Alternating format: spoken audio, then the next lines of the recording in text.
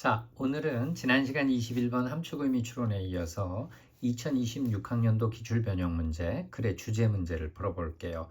자, 지난 시간에 함축의미 추론은 한 가지 개념으로 출제됐는데 오늘 주제 문제는 실제 시험에서도 두 가지 개념으로 출제됐기 때문에 그와 유사한 문제로 만들어 보았습니다. 기출을 정확히 이해해 주셔야 돼요. 역시 51.9%의 오답률을 보였던 어려웠던 2점짜리 문제였어요. 자, 그런데 오늘은 특징이 주제가 두 가지가 등장해요. X라는 주제와 Y라는 주제. 지난 시간에는 주제가 하나였죠. 실제 시험도 하나였고. 근데 오늘은 두 개의 주제는 비교 대조로 이루어진 지문이 출제되었고 오늘 제가 푸는 문제도 그러한 문제입니다. 자, 두 가지 주제의 각각의 디테일을 3개 이상 잡아서 비교한 토픽 센텐스를 찾아주면 돼요. 자, 반드시 두 개의 특징만 찾으면 안 되고요. 토픽 센텐스 주제를 찾아야 돼요. 각각의 주제에 대해서 전체적인 토픽은 무엇인지, X와 Y에 X가 더 가치 있다고 말하는지 Y에 비해서 아니면 X와 Y의 각각의 장단점을 말하고 있는지 무언가를 찾아내야 됩니다. 자, 그렇다면 자, 이제 제가 만든 변형 문제를 한번 정지 상태에서 풀어보시고 강의를 들으면 더 효과적일 것 같습니다. 자, 오늘 한번 지문을 읽으면서 정확한 주제를 파악해서 문제를 풀어보도록 할게요. 일단 첫 번째가 지문 이해고 그 다음이 선택지를 지문의 주제에 맞게 고르는 거예요. 자, 가볼게요. 자, when discussing effectively study habit, many students initially emphasize the value of the quantity. 자, 오늘의 X의 주제는 quantity예요. quantity는 양이거든요. 자, believing they study for long hours. 긴 시간을 공부하는 것은 led to better result. 자, X1이 나왔어요. 긴 시간 공부해서 quantity를 늘리면 결과가 좋다.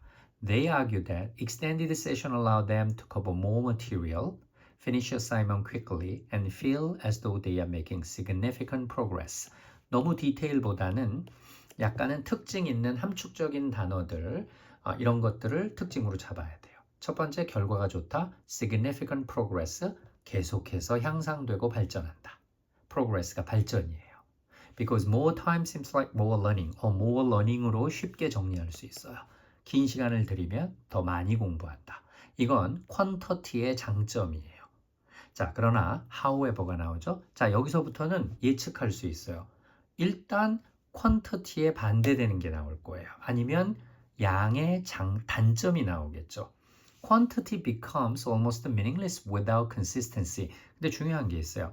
consistency라는 게 없다면 길게 공부하는 quantity는 의미가 없다. 작년에도 그렇게 출제됐거든요. 그러니까 이제 Y라는 consistency가 중요하다라는 두 번째 개념이 나왔어요.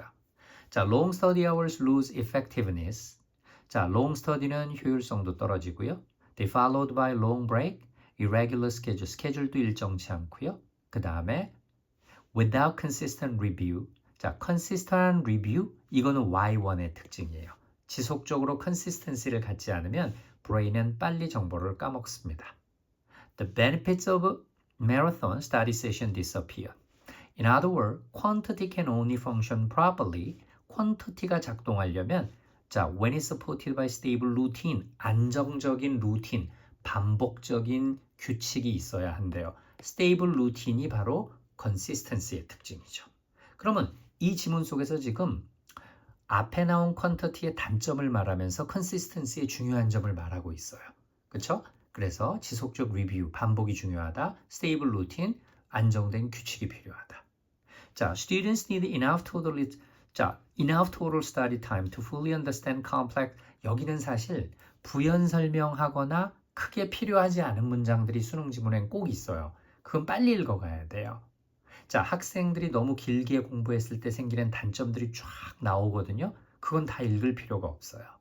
자, 이제 우리는 좀 더 consistency의 가치나 장점의 특징을 찾아야 돼요. 자, 그러면 setting aside large blocks of time is necessary. 시간은 여전히 필요하죠. 시험 준비하려면. yet, 여기부터요. 그러나 자, 여기서부터가 consistency의 장점이에요. 이 가운데 부분은 사실 읽으면서 시간을 낭비하면 안 돼요. 자, consistency는요. 자, 특징이 나와 이제 주요 장점. Ultimately prove more important because strengthen long-term memory. 바로 이게 가장 중요한 특징 중 하나죠. strength는 강하게 만드는 거거든요. long term, 긴 기간의 기억력을 강하게 만듭니다. 기억력을 오래 지속시켜요. long term memory. 그 다음에 스트레스도 줄여주고요. reduce stress, sudden burnout도 prevent, 막아줍니다. 지치지도 않아요. 또 repeated engagement, 반복적으로 참여하게 되면요. material help brain build durable connection. durable은 강력한이거든요. 머릿속 뇌 간의 연결이 좋아진대요. 뭐 요 정도까지만 잡아볼게요. 그러면 consistency가 더 중요하다는 느낌으로 썼죠. 그래서 consistency의 특징들을 나열했어요. 스트레스도 줄여주고, 자, 번아웃도 막아주고, 장기적인 기억력도 향상시켜주고, 뇌의 커넥션도 늘려준대요. 자, 그리고 마지막에 그 두 개를 비교한 topic sentence가 나와요. Without consistency, 지속성이 없다면 quantity, 양은 가치를 잃게 됩니다. 자, 이제 더 중요한 거, with consistency, 지속성이 존재한다면 even shorter study, 짧게 공부해도 deeper learning, 깊게 배울 수 있습니다. 그러니까 long hour를 공부하는 앞에서 말한 quantity가 consistency에 비해서 훨씬 중요하지 않다. consistency가 훨씬 중요하다. 심지어 시간을 길게 하지 않아도 깊게 배울 수 있다고 결론 내리고 있어요. 자, 그래서 이 두 개의 개념이 눈에 논리적으로 전체적으로 머리에 정리가 돼야 돼요. 이걸 다 이해하고 푸는 게 아니죠. 자, 한번 가볼게요. 그럼 이 원칙에 따라서 한번 제가 정리한 표를 한번 보여줄게요. 자, 키워드만 잡은 것밖에 없어요. 키프레이즈나 키워드만 한번 볼까요? 자, 조금 옮겨보면 첫 번째, quantity는 첫 번째 better result, 긴 시간 공부하니까 결과도 좋아요. 자, significant progress, 발전해요. more learning, 더 많이 배워요. 그러나 consistency가 더 중요하다고 말하죠. 첫 번째, stable routine, 일정한 규칙을 가져야 돼요. long term memory, 기억력도 좋아져요. burnout도 막아줘요. connection도 좋아져요. 결론, short study period, 짧게 공부해도 consistency만 있다면 deeper learning, 깊게 배울 수 있다. 요것만 머릿속에 정리가 되면 돼요. 어려운 단어들 많지 않죠. 그렇죠? 어휘가 늘고 문장을 많이 본 사람들이 이해하기는 좋지만 수능 문제를 맞추는 데는 다른 것들이 요소들이 있어요. 빠르게 읽으면서 키워드를 중심으로 전체 구조와 topic sentence를 잡아야 돼요. 그래서 quantity와 consistency를 비교하고 consistency가 왜 quantity보다 중요한지의 특징을 비교한 거예요. topic sentence를 안 잡으면 문제를 푸는데 내용만 이해해서는 안 되거든요. 특징만 잡아서. 자, 그럼 이제 문제로 한번 들어가 볼게요. 제가 선택지 고를 때 제일 중요한 포인트들 여러 번 얘기했을 거예요. 자, 그러나 주제 문제는 확실한 키워드들이 어디에 들어가 있는지, 그리고 마지막 문장과 가장 가까운 것을 골라야 됩니다. 자, 첫 번째 가볼게요. Long study hours는 항상 create best academic result를 난다. 아니죠. 항상 그런 건 아니죠. 왜? 마지막 문장에 shorter period로 더 deeper learning을 배울 수 있고 좋은 결과가 난다 그랬죠. consistency, 일단 consistency가 더 중요하니까 일단 2번을 더 눈여겨봐야 돼요. consistency는 essential foundation, 매우 중요한 기초입니다. make study meaningful, quantity meaningful, 너무 좋은 topic sentence죠. 양이 의미를 가지려면 essential foundation, 꾸준함이라는 consistency가 기반이 돼야 된다. 당연히 정답이에요. 자, 3번 볼까요? Short study sessions are more effective than long one. 이건 아니죠. consistency가 받쳐줄 때 short study가 deeper learning을 준다 그랬지? 더 효과적이란 말은 한 적 없죠. short study가 오늘의 메인 주제가 아니죠. Students should avoid studying every day. 매일 공부하는 걸 피해야 된다? 이런 거 나온 적 없죠. cramming이란 말이 위에 있죠? 이건 벼락치기예요. 벼락치기 공부는 가장 reliable, 효과적인 방법이다? 이건 아니죠. 그죠? 그래서 정답은 위의 지문에서 consistency가 얼마나 중요한지를 말하고 있었어요. 사실은 작년에 올해 2026년에 출제됐던 문제도 그렇게 어렵지 않은 거에 비해서는 굉장히 오답률이 높았어요. 51.9%. 그러면 작년에는 무슨 개념을 갖고 출제됐는지 여기를 한번 볼까요?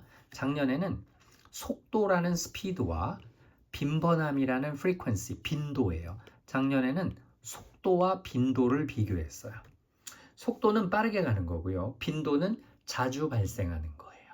그래서 작년 문제에서는 긴 여행을 하는데 사람들이 속도를 중요시 여겨요. long trip에 있어서. 물론 좋아요. 빨리 갈 수 있죠, KTX가. transit. 자, 그러나 중요한 게 있어요. 이러한 교통수단은 coming soon. 자주 올 때만 가능한 거예요. 빨리는 가는데 기차가 자주 안 와.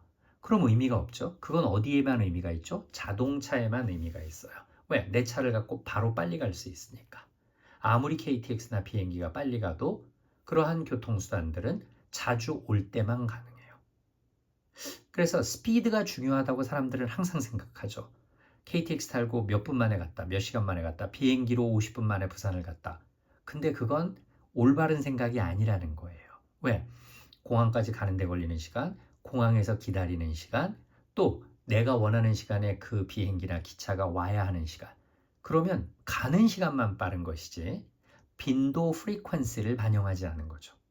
그러나 자기 자동차인 경우에는 스피드가 중요하다. 왜? 바로 타고 갈 수 있으니까. 하지만 프리퀀시가 더 중요하다로 출제됐었어요. 왜 그렇죠? transit need. 다시 말해서 그 교통수단이 오는 span, 빈번한 기간이 어느 정도 되느냐. 만약 frequency coming soon, 빨리빨리 나한테 와준다면 frequency가 더 중요하다. 스피드보다는. 그렇죠? 그래서 waiting time, 길게 기다리면 시간을 낭비하게 되지만 기다리는 시간이 적고 frequency, 빈도가 빠르면 당연히 시간이 세이빙 되기 때문에 우리는 속도에만 포커스를 두지 말고 frequency, 얼마나 자주 반복돼서 빈번함이 생기는지 그 빈도가 frequency예요. 그래서 작년에 스피드와 frequency로 나왔던 문제를 저는 오늘 바로 quantity와 consistency라는 개념으로 문제를 변형해 봤어요. 이렇게 변형 문제를 연습하면 기출 경향 또는 출제자의 의도가 딱 보이게 됩니다. 그러면 어휘만 늘리게 되면 수능 성적 자체가 놀랍게 올라갑니다. 주요 문제에 있어서. 자, 그래서 저번 시간엔 저희가 함축의미 추론, 그리고 오늘은 두 개의 개념을 비유한 글의 주제 문제를 풀어봤어요. 자, 문제를 다시 한번 두 번, 세 번 읽어보시되 이거를 꼭 기억하세요. 두 개의 개념, quantity와 그리고 오늘 consistency의 개념을 내가 얼마나 이해했는지, 그리고 핵심 키워드의 단어 뜻을 몰랐다면 익혀둬야 됩니다. 어휘 공부는 꾸준히 발전을 해야 돼요. 다만 기본적으로 어휘 문제로서 이 문제를 해결하는 건 아니에요. 왜냐하면 특징을 줄 때 실제 출제자는 어려운 키워드를 통해서 이해하는 사람도 평가하지만 쉬운 키워드를 통해서 파악할 수 있는 힌트도 반드시 주게 돼 있어요. 그래서 제가 여기 정리한 걸 보시면 바로 better results, significant progress, more learning, 그 밑에도 우리 루틴이란 말 항상 알죠? stable routine, stronger connection, prevent burnout, long-term memory 이 정도는 다 알 수 있는 거예요. 다만 두 개를 비교했다고 해서 비교한 디테일만으로 문제를 풀 수 없다. topic sentence. 그래서 topic sentence는 마지막에 나와 있는 topic sentence를 꼭 잡았어야만 돼요. 그렇죠? 그래서 short study를 하더라도 deep learning을 배울 만큼 consistency는 중요하다. 그래서 답을 찾을 때도 주제는 consistency가 들어간 문장을 찾아야 돼요. 그렇죠? 그래서 올해 출제됐던 문제의 정답도 importance of valuing frequency였어요. 그러니까 frequency, 가장 중요한 키워드가 주제문에 들어가지 않은 상태에서 주제문을 고를 수는 없죠. 그래서 마지막 문제 풀이 테크닉은 위에서 비교한 개념 중에 중요한 개념이 반드시 주제문에는 그 단어를 빼고 쓸 수는 없다. 이것도 문제풀이에서는 꼭 기억해야 합니다. 자, 오늘 주제 문제를 정리해 봤습니다.